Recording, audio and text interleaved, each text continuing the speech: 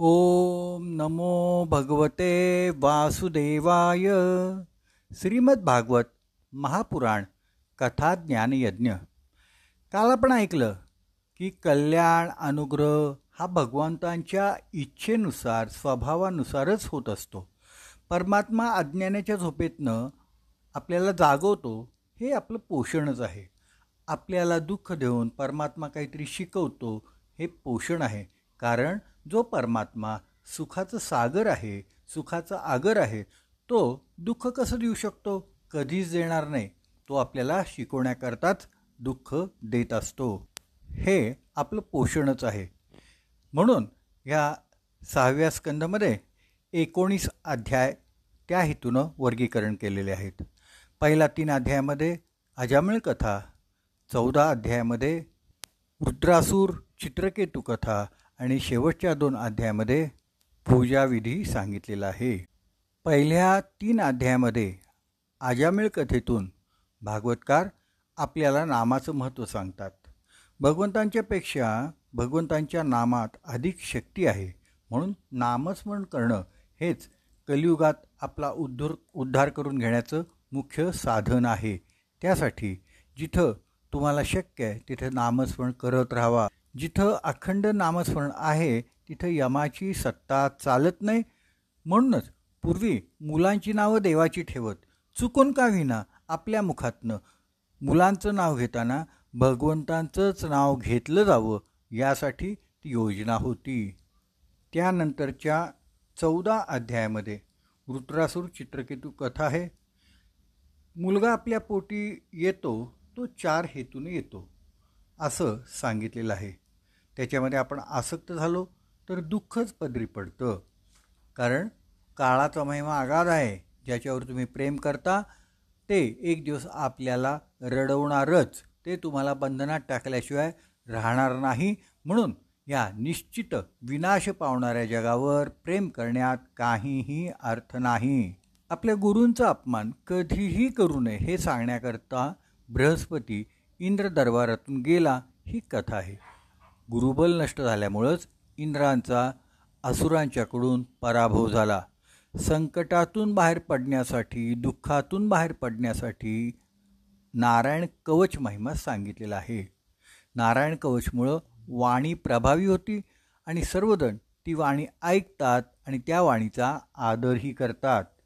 संत महात्मे दुसऱ्यांच्या कल्याणासाठी स्वतःच्या जीवाची आहुती देतात.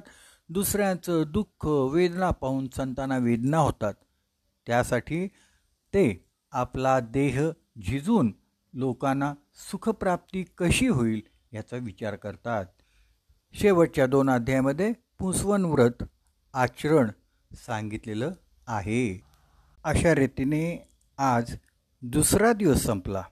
आज पुत्र आसक्ती आणि क्रोधवासनांची गाठ फुटली आणि धुंदुकारीचं पिशाच 3ऱ्या गाठीत गेलं आणि ऐकलेल्या कथेचं मनन आणि चिंतन करू लागलं.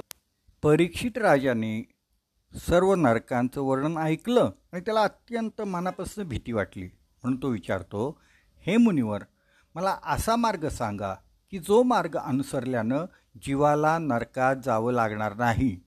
काहीतरी असा उपाय सांगा म्हणजे कधीही नरकात जायची वेळच येऊ नये. शुकमुनी सांगतात, राजन, शास्त्रानं प्रत्येक पापासाठी प्रायश्चित्त सांगितलेलं आहे. पापासाठी विधीपूर्वक प्रायश्चित्त घेतलं तर पाप नष्ट होतं, पण पुन्हा ते पाप करण्याची वासना शिल्लक राहते. परीक्षित म्हणतो, प्रायश्चित्त घेऊन सुद्धा पापवासना नष्ट झाली नाही तर काय करावं? असं काहीतरी सांगा म्हणजे त्यानंतर पाप करण्याची वासनाच उरणार नाही. शुकमुनी म्हणतात, राजन, लक्षपूर्वक ऐक. मनावर कणभरही विश्वास ठेवू नये. मनावर सतत अंकुश हवा. जर मनावर नियंत्रण ठेवलं नाही तर आपल्याकडनं पाप होईल. मनावर नियंत्रण ठेवण्यासाठी सतत नामस्मरण करावं. रामनामात जी शक्ती आहे तेवढी शक्ती रामातही नाही. या नरदेहाचा उद्धार करण्यासाठी कलियुगामध्ये नामस्मरणाचा आश्रय घेतला पाहिजे. त्यासाठी मी तुला अजामिळ कथा सांगतो, ऐक. एका विद्वान ब्राह्मणाच्या घरी अजामिळचा जन्म झाला होता. अजामिळ अत्यंत सदाचरणी, विद्यासंपन्न होता. वडिलांना तो धर्मकृत्यासाठी फुले, पाने, फळे, समिधा आणायला वनात गेलेला होता. अजामिळ घरी परतताना त्याला एका झाडाच्या आड कामक्रीडा करणारी एक स्त्री पुरुष दिसले. ते स्त्री पुरुष पाहून तो अत्यंत कामवासनेच्या आहारी गेला. विवेकानं प्रयत्न करूनसुद्धा अजामिळ आपल्या मनाला आवरू शकला नाही. दुसऱ्या दिवशी अजामिळ त्या स्त्रीच्या घरी गेला. तिला अनेक प्रलोभनं दाखवली आणि तिला घरीच आणलं. आई, वडील, पत्नीचा त्याग करून अजामिळ त्या स्त्रीसह घरात राहायला लागला. वडिलांची संपत्ती संपल्यावर अजामिळ पोटासाठी वाटमाऱ्या चोरी करायला लागला. त्याला 9 मुलं झाली. अशीच आयुष्याची 85-86 वर्ष गेली. मृत्यू जवळ येऊनसुद्धा अजामिळाला देवधर्म करावा वाटला नाही. एक दिवस अजामिळ घरी नसताना त्याच्या घरासमोर एक साधू महाराज आले आणि त्यांनी भिक्षा मागितली. तेव्हा अजामिळच्या पत्नीनं त्याला शिधा दिला आणि त्या साधू महाराजांनी बाहेरच अंगणामध्ये भोजन बनवलं, प्रसाद दाखवला आणि भोजन करायला लागला. साधू महाराजांचं भोजन चालूच असताना अजामिळ अचानक आला आणि तो आश्चर्यचकित झाला. तेव्हा साधू महाराज म्हणाले, आपल्या धर्मपत्नीनं मला चांगलं भोजन दिलं आहे, ते खाऊन मी तृप्त होतो आहे. आता दक्षिणा तेवढी तुम्ही द्या, म्हणजे मी जाईन. दक्षिणा द्यायची म्हणल्याबरोबर अजामिळचं डोकंच फिरलं आणि तो म्हणाला, तुम्ही ताबडतोब निघून जावा. मी असतो तर तुम्हाला मी भोजन दिलंच नसतं. साधूने अजामिळचा रागरंग ओळखला आणि तो म्हणाला, ठीक आहे, दक्षिणा द्यायची नसेल तर तुम्हाला आता जे बाळ होणार आहे त्याचं नाव तुम्ही नारायण ठेवा. अजामिळ म्हणतो, कशासाठी? त्यांनी माझ्या गुरूंचं नाव तुम्ही मुलाला ठेवलं याचा मला आनंद होईल आणि तुम्ही मात्र दक्षिणा दिल्याचं तुम्हाला पुण्य लागेल. हे ऐकून अजामिळाने ठीक आहे म्हणलं. साधू महाराज निघून गेले. काही दिवसांनी अजामिळला 10वा मुलगा झाला. साधूला सांगितल्याप्रमाणे त्याने मुलाचं नाव नारायण ठेवलं. अजामिळला नारायणाचा खूप लळा होता. सारखा नारायण इकडे ये, नारायण काय करतोस, नारायण खातोयस का नाही, नारायण जरा थांब बरं, इकडं बघ, असं सारखं नारायण नारायण नारायण अजामिळ करत होता. अजामिळ सतत नारायणाचा जपच करत होता. ह्या वेळेला अजामिळचं वय 88 झालं तर अजूनही आयुष्यातली 12 वर्ष बाकी होती. एक दिवस अचानक काळे यमदूत आले. यमदूताने अजामिळच्या सूक्ष्म देहावर फास टाकला आणि ते जोरात ओढायला लागले. अजामिळाला हे दिसत होतं. तो घाबरला आणि ओरडायला लागला, नारायणा, ए नारायणा, नारायणा लवकर ये रे, नारायणा कुठं आहेस?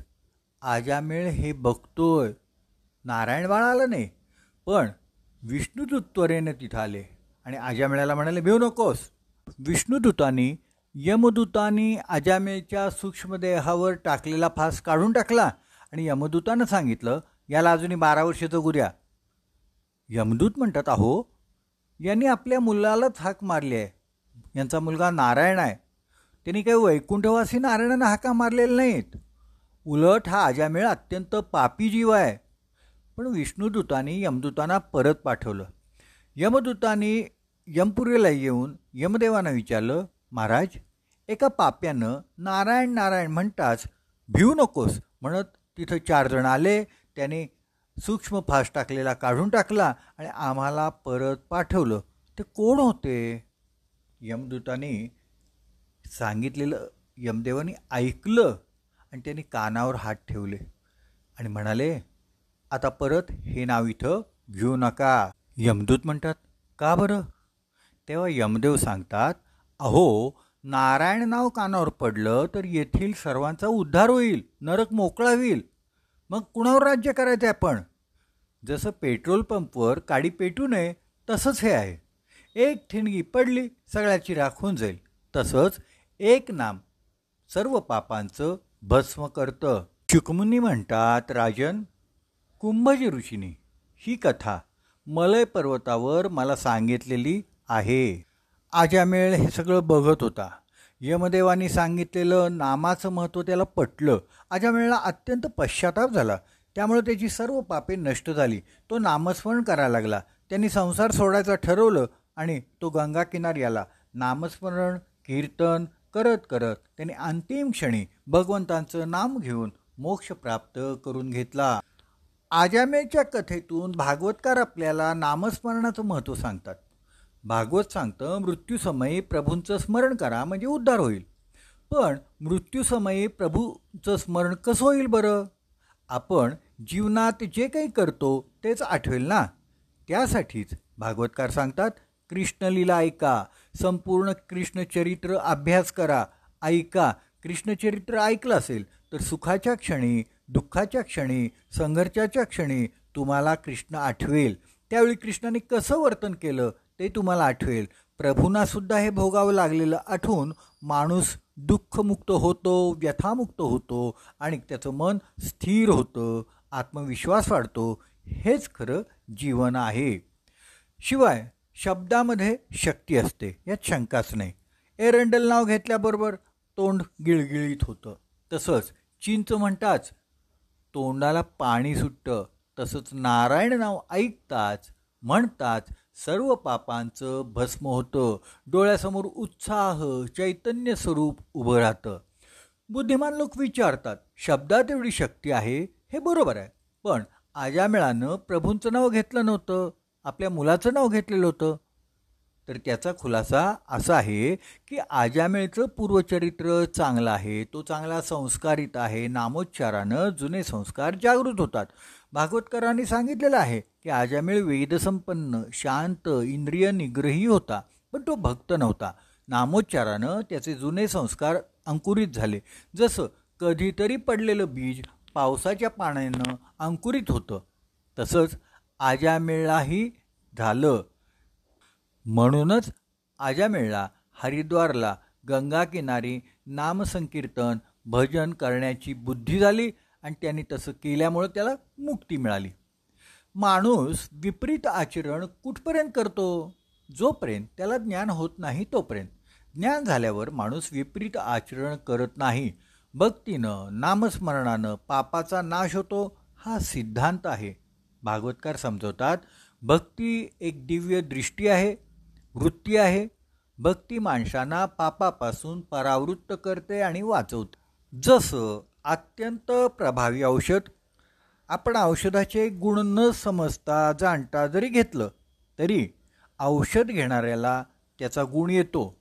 त्याचप्रमाणे भगवंतांचं नाम अजाणतेपणी घेतलं, न कळत घेतलं तरी नामस्मरण करणाऱ्याची सर्व पापे भस्म होतात.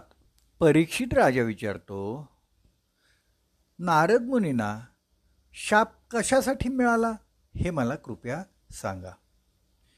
शुकदेव म्हणतात, राजन, दक्ष प्रजापतीनं पंचजनाची कन्या अक्षिणीबरोबर विवाह केला. ब्रह्मदेवांच्या आज्ञेनुसार त्यांनी प्रजा वाढवायला प्रारंभ केला. अक्षिणीपासून त्यांना 10,000 पुत्र झाले. त्यांना हरियश्व म्हणतात. दक्षानं आपल्या मुलांना सृष्टीचा विस्तार करायला सांगितलं. म्हणून सर्व हरियश्व नारायण सरोवरला तप करण्याकरता निघाले.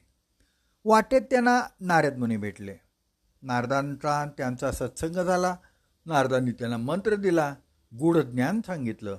त्यानंतर हे हरियश्व वैराग्यपूर्ण आयुष्य जगू लागले. त्याने प्रजा वाढवण्याचा विचार मनातनंच काढून टाकला. खूप दिवस झाले आपल्या मुलांची काहीच बातमी कळली नाही, मुलंही परत आली नाहीत. याचं दक्षाला वाईट वाटलं. चौकशी केल्यावर दक्षाला समजलं की आपली मुलं आपली आज्ञा न पाळता मोक्ष मार्गानं गेली आहेत. तेव्हा त्याला अतिशय वाईट वाटलं. पुन्हा त्याने प्रजा वाढवण्यासाठी अक्षिणीपासून 1,000 शबलाश्व पुत्र उत्पन्न केले. ह्या सर्व शबलाश्व मुलांना प्रजा वाढवण्याला दक्षाने आज्ञा केली. म्हणून नारायण सरोवरकडं तप करून प्रजा वाढवण्याच्या उद्देशानं ते सगळे निघाले. पुन्हा त्यांना वाटेत नारद मुनी भेटले. नारदांनी त्यांची चौकशी केली तेव्हा ते दक्षाचेच पुत्र असल्याचं त्यांना समजलं. गोपाळ कृष्ण भगवान की जय. उद्या पुन्हा ऐकूया श्रीमद भागवत महापुराण कथा ज्ञानयज्ञ.